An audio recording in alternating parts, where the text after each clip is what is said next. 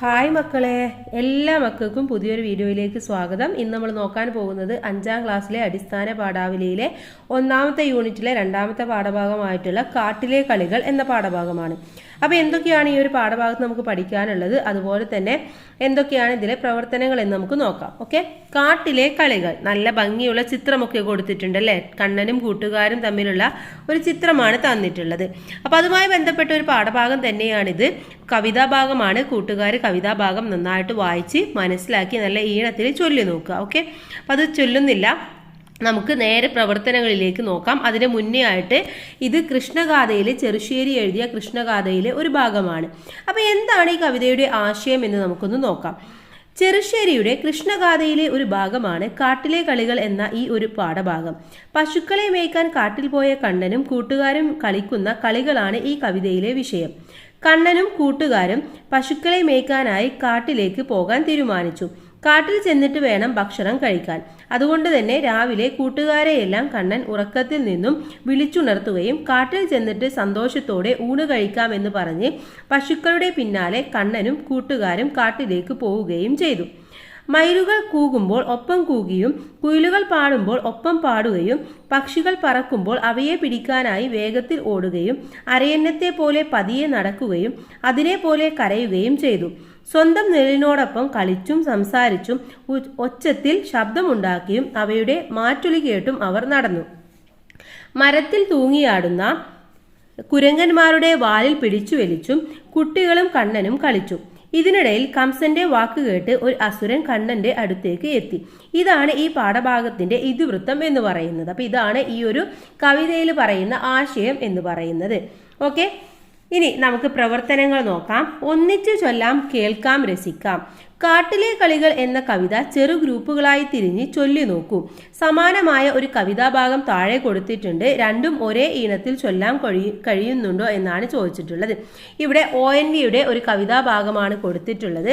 മുറ്റത്തുലാത്തുമ്പോളൻ മുന്നിലായൊരു പക്ഷിതൻ തൂവൽ പറന്നു വീണു എന്ന് തുടങ്ങുന്ന ഈ കവിതാഭാഗം കൂട്ടുകാർ നന്നായിട്ട് വായിക്കുക. എന്നിട്ട് അതേപോലെ ഈണത്തിൽ ജസ്റ്റ് ചൊല്ലി നോക്കുക. ഇനി അടുത്ത പ്രവർത്തനം, ഇതേ ഈണത്തിലുള്ള കവിതാഭാഗങ്ങൾ ക്ലാസ് ലൈബ്രറിയിൽ നിന്നും കണ്ടെത്തി നോട്ട് ബുക്കിൽ എഴുതാനാണ്. അപ്പോൾ അത് കൂട്ടുകാർ ചെയ്തു നോക്കുക. ഇനി പദങ്ങൾ അന്വേഷിച്ച് എന്നതാണ് 1ാമത്തെ പ്രവർത്തനമായിട്ട് വരുന്നത്. കാട്ടിലെ കളികൾ എന്ന കവിതയിൽ നിങ്ങൾക്കറിയാത്ത പദങ്ങൾ ഏതെല്ലാമാണ്? അവയിൽ നമ്മൾ സാധാരണ ഉപയോഗിക്കാത്ത പദങ്ങൾ ഉണ്ടാവും. അത്തരം പദങ്ങൾ കണ്ടെത്തൂ. നിഘണ്ടു ഉപയോഗിച്ച് അവയുടെ അർത്ഥം കണ്ടെത്തി എഴുതുമല്ലോ എന്നാണ് പറഞ്ഞിട്ടുള്ളത്. അപ്പോൾ ഇത്തരത്തിലുള്ള കുറച്ച് പദങ്ങൾ നമുക്ക് നോക്കാം. കന്നുകൾ. കന്നുകൾ എന്ന് പറഞ്ഞാൽ കന്നുകാലികൾ എന്നാണ് അർത്ഥം. കന്ന് എന്ന് പറഞ്ഞാൽ പശുക്കുട്ടി. തനൂജൻ. തനൂജൻ എന്ന് പറഞ്ഞാൽ പുത്രൻ. നന്ദതനൂജൻ, നന്ദന്റെ മകനെയാണ് പറയുന്നത്. കാനനം, കാട് അല്ലെങ്കിൽ വനം. ഭോജനം, ഭക്ഷണത്തെയാണ്. നന്ദി, കരുതി അല്ലെങ്കിൽ വിചാരിച്ചു. ചാലെ, ചാല എന്ന് പറഞ്ഞാൽ നന്നായി എന്നാണ് അർത്ഥം. ബാലകന്മാർ, കുട്ടികൾ എന്നാണ്. ലീലകൾ, ലീലകൾ എന്ന് പറഞ്ഞാൽ കളികൾ. കേകി, മയില്, മയൂരം. കോകിലം, കുയില്. ചായ, നിഴൽ. ആക്കം, തക്കം. അന്നങ്ങൾ, അരയന്നങ്ങൾ. മാറ്റൊലി, പ്രതിധ്വനി അല്ലെങ്കിൽ മുഴക്കം. പേശുക, പറയുക എന്നാണ്. വാനരം, കുരങ്ങന്മാരെയാണ് പറയുന്നത്. പൈതങ്ങൾ, കുട്ടികൾ. ദാനവൻ, അസുരൻ. ഹംസം, അരയന്നം. കാകൻ, കാക്ക. ഓക്കെ, അപ്പൊ ഇതൊക്കെ പുതിയ പദങ്ങളാണ്. അതിന്റെ അർത്ഥവുമാണ് പറഞ്ഞു തന്നിട്ടുള്ളത്. ഇനി താരതമ്യം ചെയ്യാം എന്നതാണ് അടുത്ത പ്രവർത്തനം. കാട്ടിൽ പോയ കണ്ണനും കൂട്ടുകാരും അവിടെ ഏതെല്ലാം കളികളിലാണ് ഏർപ്പെട്ടത്? നിങ്ങൾ കളിക്കുന്ന കളികളുമായുള്ള സാമ്യ വ്യത്യാസങ്ങൾ ചർച്ച ചെയ്യൂ. താരതമ്യം ചെയ്ത് കുറിപ്പ് തയ്യാറാക്കാനാണ് പറയുന്നത്. അപ്പൊ കൂട്ടുകാർ ഒരുപാട് കളികളൊക്കെ കളിക്കുന്നുണ്ടാവും അല്ലെ? അപ്പൊ അതും കണ്ണനും കൂട്ടുകാരും കൂടി കളിച്ച കളിയും എന്താണെന്നാണ് അവിടെ എഴുതേണ്ടത്. കണ്ണനും കൂട്ടുകാരും കാട്ടിൽ പോയി കുസൃതി നിറഞ്ഞ കളികളാണ് കളിക്കുന്നത്. മയിൽ കൂകുമ്പോൾ ഒപ്പം കൂകിയും കുയിലുകൾ പാടുമ്പോൾ അവയോടൊപ്പം പാടുകയും ചെയ്യുന്നു. പക്ഷികളുടെ നിഴൽ പിടിക്കാൻ ഓടുകയും അരയന്നങ്ങളുടെ പിന്നാലെ നടന്ന് അവയെപ്പോലെ കരയുകയും ചെയ്തു. സ്വന്തം നിഴലിനോട് സംസാരിച്ചും ഒച്ച വെക്കുമ്പോഴുള്ള മാറ്റൊലി കേട്ടും കുരങ്ങന്മാരുടെ വാലിൽ പിടിച്ചു വലിച്ചും അവർ കളിച്ചു. ഇത്തരം കളികളൊന്നും ഞങ്ങൾ കളിക്കാറില്ല. ഓടിക്കളിക്കുന്നത് തന്നെ കുറവാണ്. പണ്ടത്തെ കളികളോടൊക്കെ ഇന്ന് ആർക്കും താല്പര്യമില്ല. എല്ലാവർക്കും മൊബൈൽ ഗെയിമുകളോടാണ് ഇഷ്ടം. എങ്കിലും ക്രിക്കറ്റും ഫുട്ബോളും ഒക്കെ ഞങ്ങൾ കളിക്കാറുണ്ട്.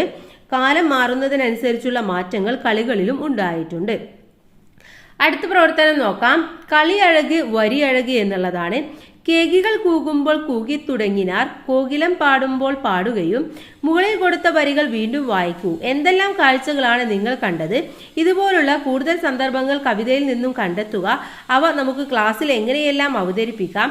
ചിത്രം, അഭിനയം, നൃത്തം, ഇനി എന്തെല്ലാം? ടീച്ചറുടെ സഹായത്തോടെ നിങ്ങളുടെ അവതരണങ്ങൾ വീഡിയോ ചെയ്ത് ക്ലാസ്സിൽ പ്രദർശിപ്പിക്കാനും പറയുന്നുണ്ട്. അപ്പൊ എന്താണ് കൂട്ടുകാരെ ഇതിൽ പറയുന്നത്? കുട്ടികള് മയിൽ കൂകുമ്പോൾ ഒപ്പം കൂകുകയും കുയിലുകൾ പാടുമ്പോൾ അവയോടൊപ്പം പാടുകയും ചെയ്യുന്നു എന്നുള്ളതാണ്. ഇനി ഇത്തരത്തിലുള്ള വരികൾ ഏതൊക്കെയാണ്? വാനരം പാഞ്ഞു മരങ്ങളിലേറുമ്പോൾ വാലെ പിടിച്ചും വലിച്ചും പിന്നെ.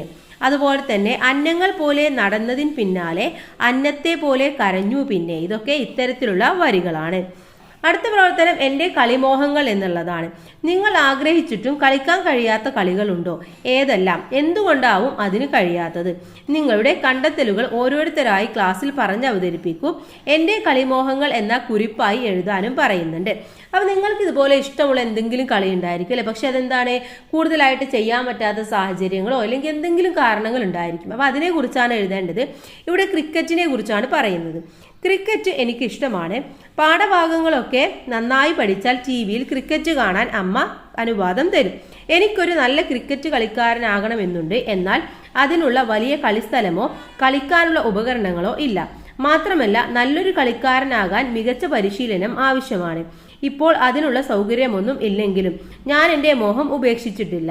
എന്നെങ്കിലും എനിക്കത് സാധ്യമാവുമെന്നാണ് എൻ്റെ വിശ്വാസം. അപ്പോൾ ഇതേപോലെ നിങ്ങളുടെ കളിയെ കുറിച്ചിട്ടാണ് നിങ്ങൾ എഴുതേണ്ടത്.